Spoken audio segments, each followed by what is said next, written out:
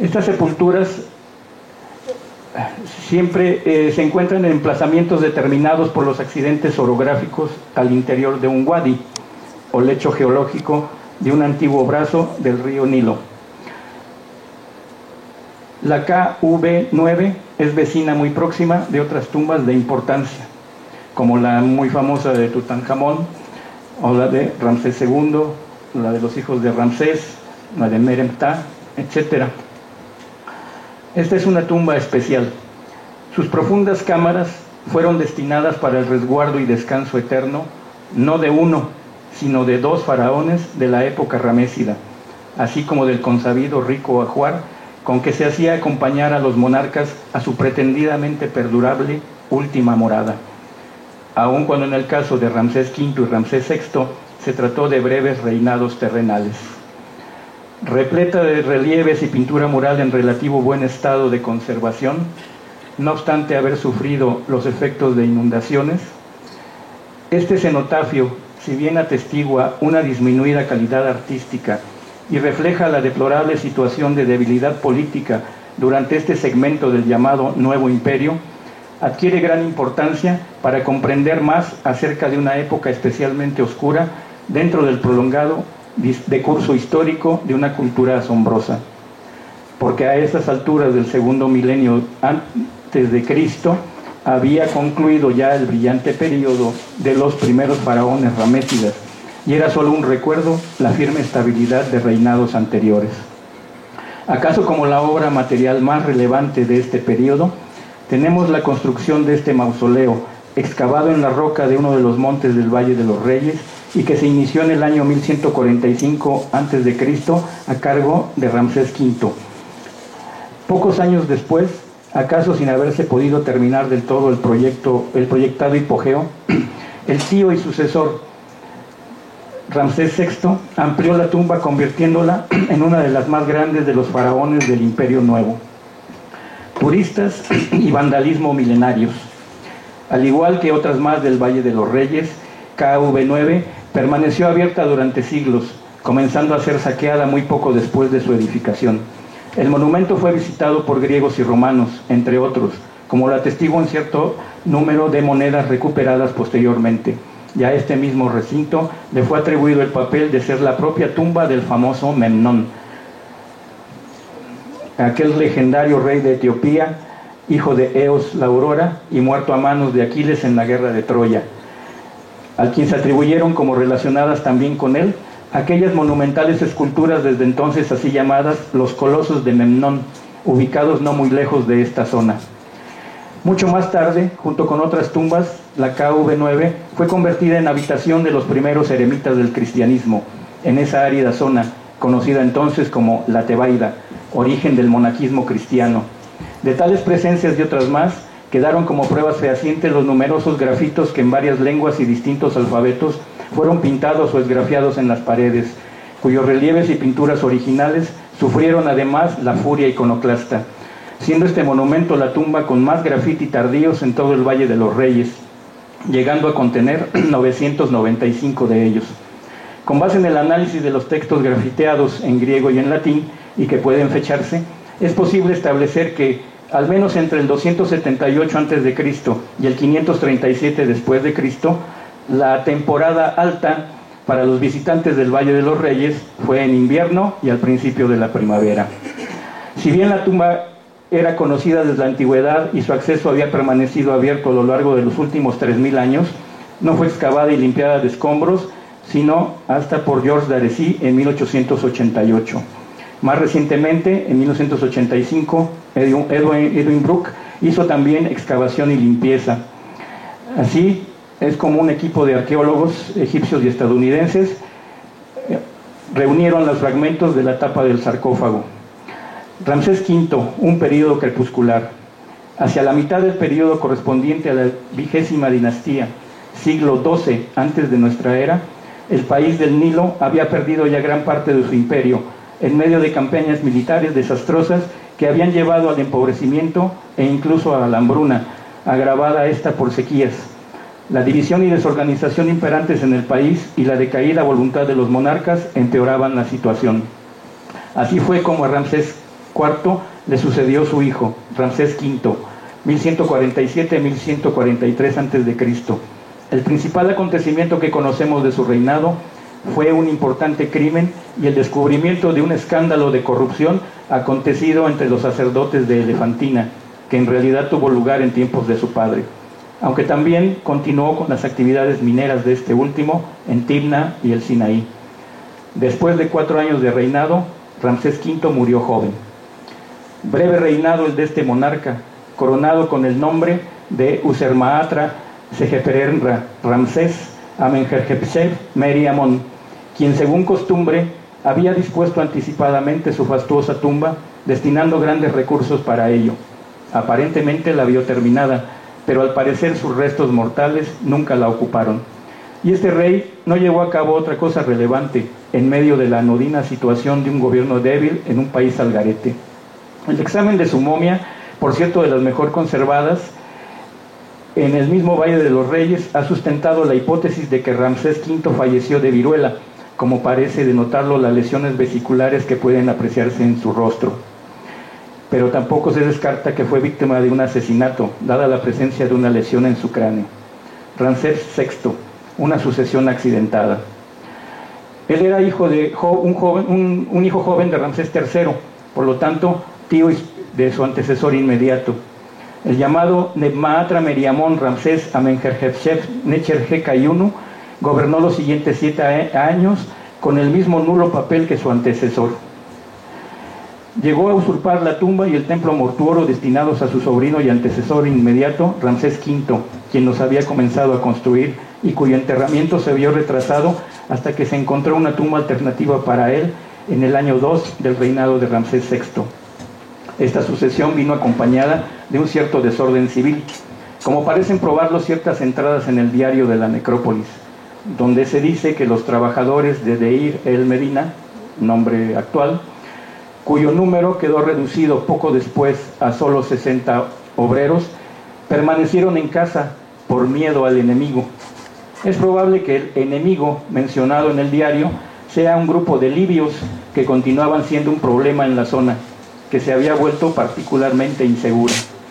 Como quiera que sea, algunos investigadores han llegado también a interpretar esta reducción en el número de trabajadores o el abandono de las obras como la primera huelga documentada en la historia. Ramsés VI reinó 7 años y es el último faraón que encontramos registrado en el Sinaí, antes de la pérdida de este estratégico territorio. Si bien este rey tiene que usurpar no ya el trono, sino la tumba misma proyectada por su sobrino, denotando con ello las fisuras que amenazaban al imperio de los faraones, la tumba KV9 es muestra del arte funerario del país del Nilo y depara grandes sorpresas a los estudiosos de distintas manifestaciones artísticas, en medio de evidentes paradojas. Lo que fue dispuesto para permanecer en oscuridad total y para el goce exclusivo del espíritu del difunto, hoy lo podemos contemplar a plenitud con nuestros ojos materiales, y esta obra permaneció, sin embargo, mejor conservada que muchas otras de sus similares, y ha llegado hasta nuestros días para fortuna de los vivos. Una arquitectura distintiva. En grabados antiguos y fotografías se puede apreciar a la KV9 como una tumba abierta, conspicua entre los pliegues de la montaña, con monumentalidad ya en su sola entrada. La estructura de este hipogeo es característica del período ramésida. Ahí nos detenemos un poco, por favor. Una extensa galería única, esa es la característica de las tumbas ramésidas. Una extensa galería única, ¿se puede detener? Ahí, en esta. Una extensa galería única y de cierta profundidad, excavada en la roca viva de la meseta, pero desprovista de cámaras o derivaciones laterales, a diferencia de las sepulturas reales de épocas anteriores. Comprende 11 espacios claramente delimitados, que se presentan en la siguiente secuencia, para ustedes de izquierda a derecha. Una primera parte compuesta por el espacio vestibular A, que es el que más se ha visto en las fotografías hasta ahora, que es el menos conservado. Corredores sucesivos B, C y D. El pequeño espacio E, destinado a contener el vestigio del pozo funerario, como elemento ya en desuso para esa época, pero necesario en el ritual y recuerdo del pasado, cuando ciertamente estuvo presente en las tumbas. Sala F, que contiene los previsibles cuatro gruesos pilares. Una segunda parte, con un declive algo más pronunciado y compuesto por los corredores G y H. Sala I, o llamada también antecámara, la sala J, que es propiamente la cámara sepulcral, y el pequeño espacio K, que es la que contiene finalmente el sarcófago reconstruido, como ya se dijo. Continuamos, por favor.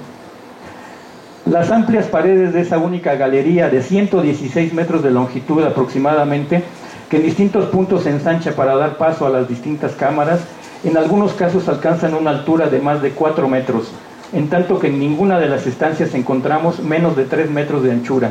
Hoy día es fácil el tránsito a través de esas dos secciones de amplios corredores, que además transcurren a través de una suave pendiente, prácticamente desprovista de escalones, pero que no obstante, hasta la cámara sepulcral, descienden a los 45 metros de profundidad.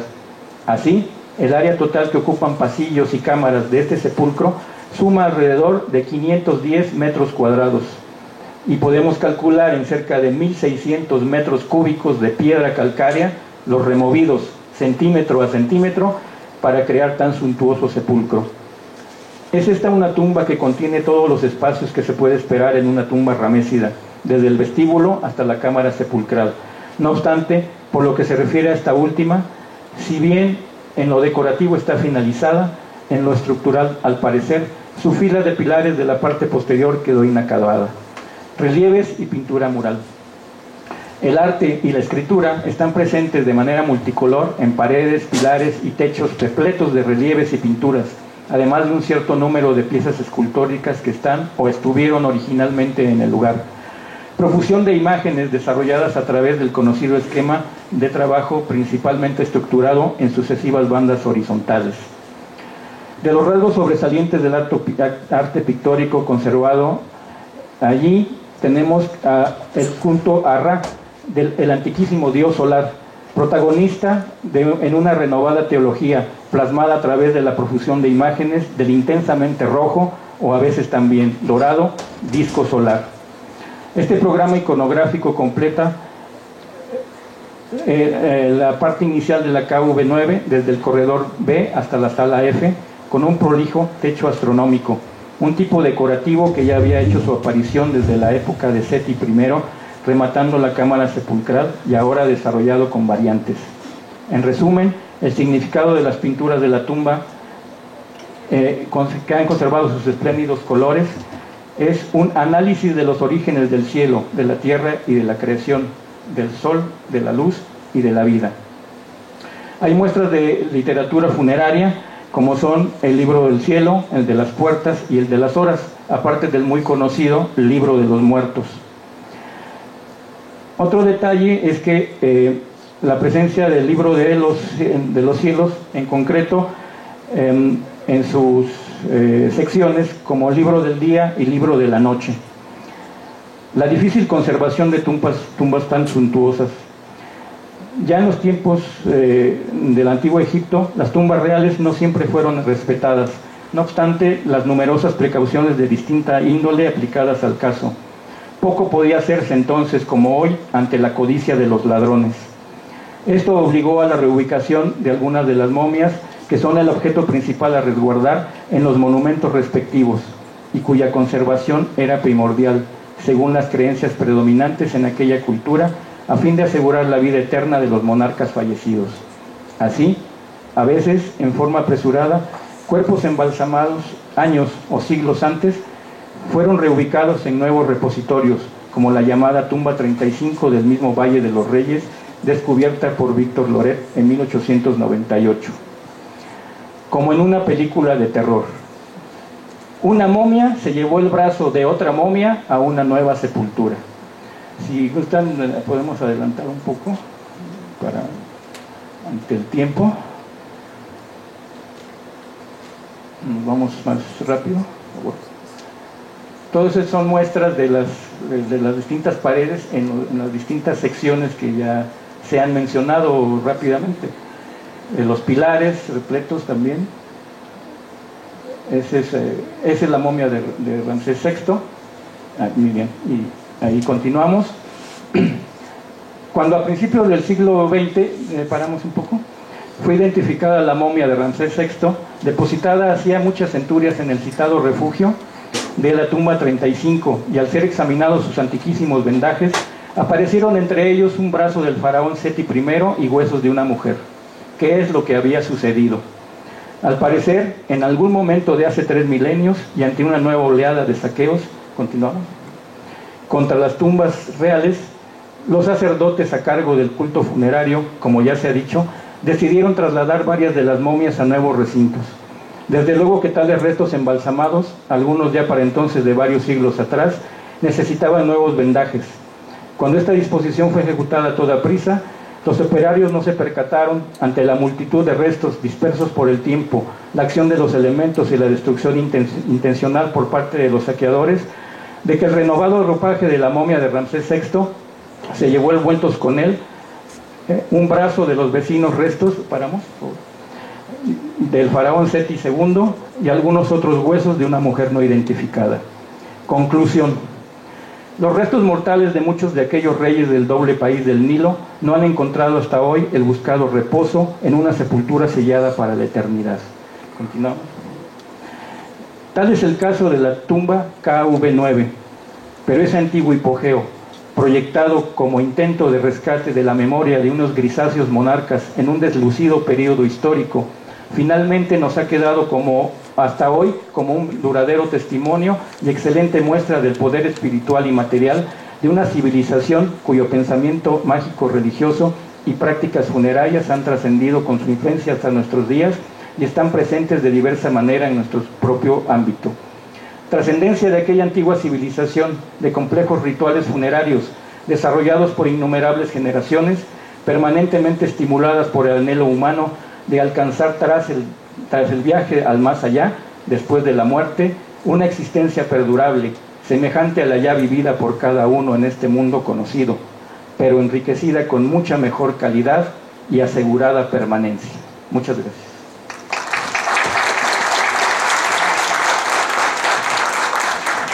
Gracias, Manuel. Mientras él va subiendo, lo vamos presentando.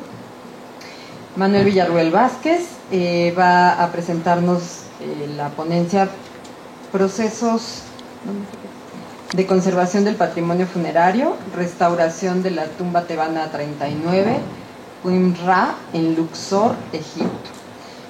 También puedo comentarles que Manuel es arquitecto y maestro en restauración de sitios y monumentos, especialista en conservación del patrimonio cultural edificado en México y en programas de investigación del gobierno del estado de Querétaro para la UNESCO. Actualmente funge como director de licencias e inspecciones en la Coordinación Nacional de Monumentos Históricos y pues estamos también ya listos para escucharte, Manuel. Había un señalador,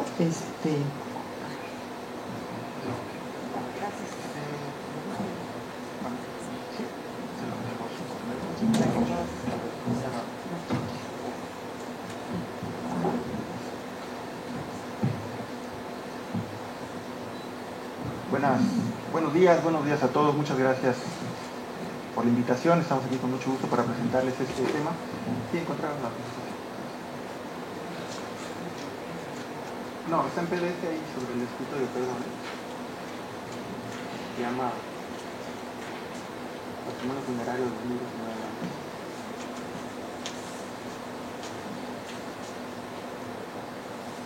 Disculpen que tuvimos que alterar un poquito ahí el orden, muchas gracias por salvarnos.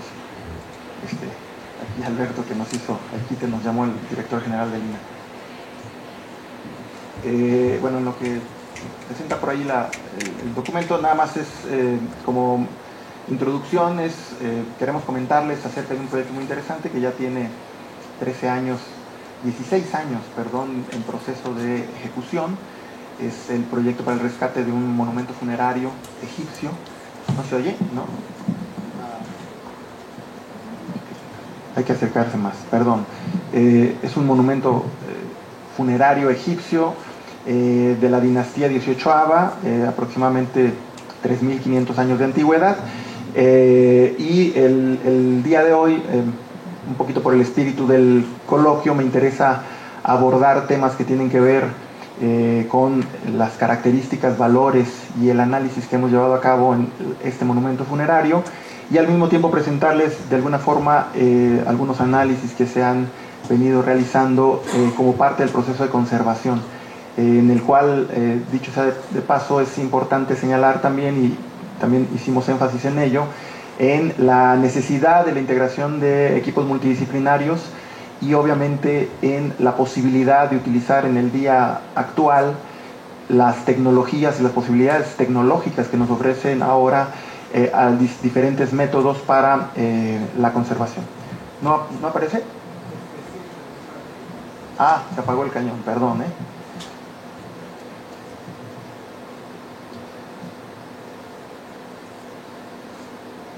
Si quieren la vuelvo a pasar,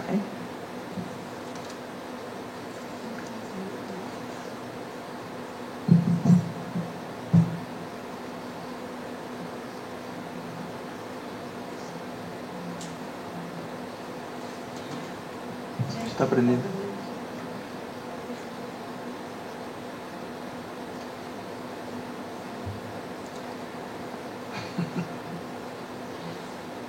Los inconvenientes.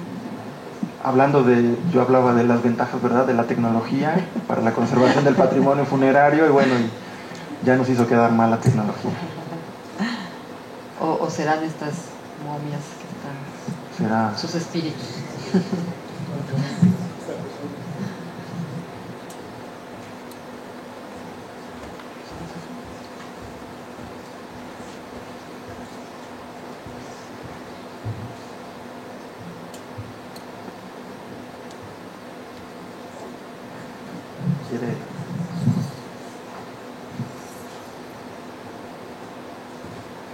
Ahí está, ya regresó. Ahí va.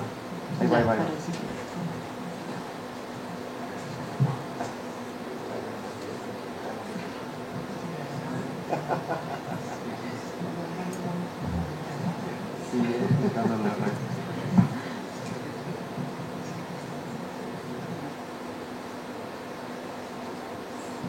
Ahí está ya.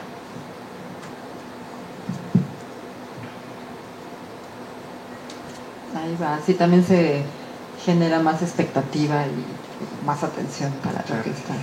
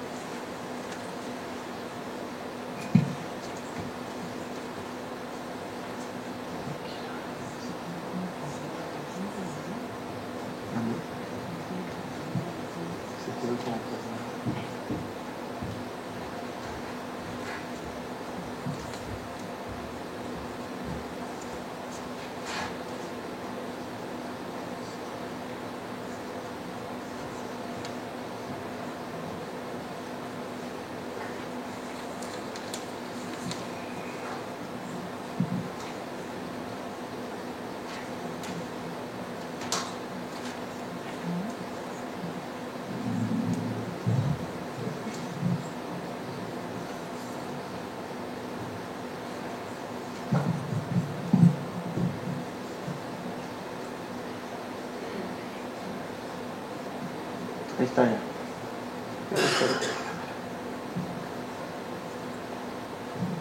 Ese PDF. Se puede poner en inglés.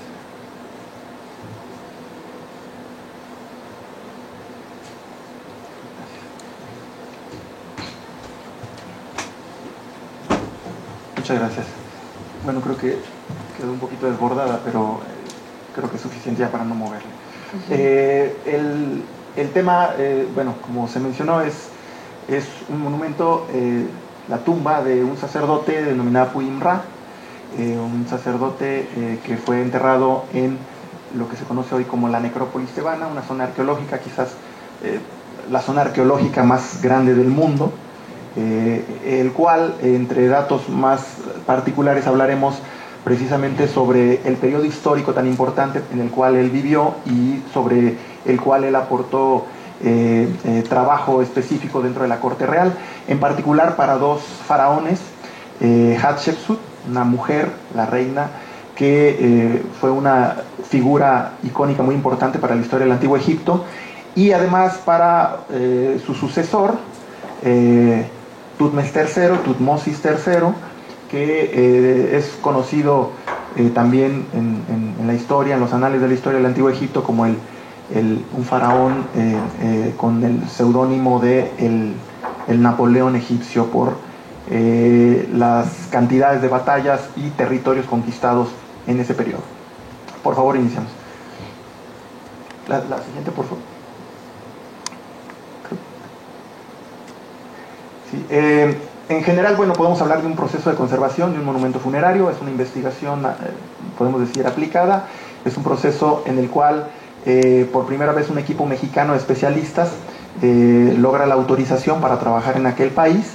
Es un proyecto que inició hace 16 años, impulsado principalmente por la Sociedad Mexicana de Egiptología y en ese momento por la Universidad del Valle de México. 4 pensadores mexicanos iniciaron con este sueño: Gabriel Arrache, Jorge Canseco, y Félix y Alicia Valdés, que en el año 2003 iniciarían con un proceso de gestión cultural para permitir que el gobierno egipcio autorizara el trabajo de especialistas mexicanos, que si bien los especialistas mexicanos han participado en proyectos de gran relevancia desde hace muchas décadas, recordemos que tan solo el instituto tiene 80 años en este proceso de conservación tan importante de nuestro patrimonio, sí, pero que de alguna manera no había un equipo mexicano que pudiera haber tenido la oportunidad de trabajar en aquel país. Puyem Ra es un sacerdote que fue enterrado dentro de esta necrópolis tebana, y que el número con el cual fue clasificada su tumba en 1922 es la tumba tebana 39, la TT39. Es por eso que ustedes verán reiteradamente en esta presentación los nombres, este número que señala o que da fe de este dato histórico, ¿no? Presentamos aquí Puyem Ra, perdón, creo que fui yo el que me regresó, ¿verdad?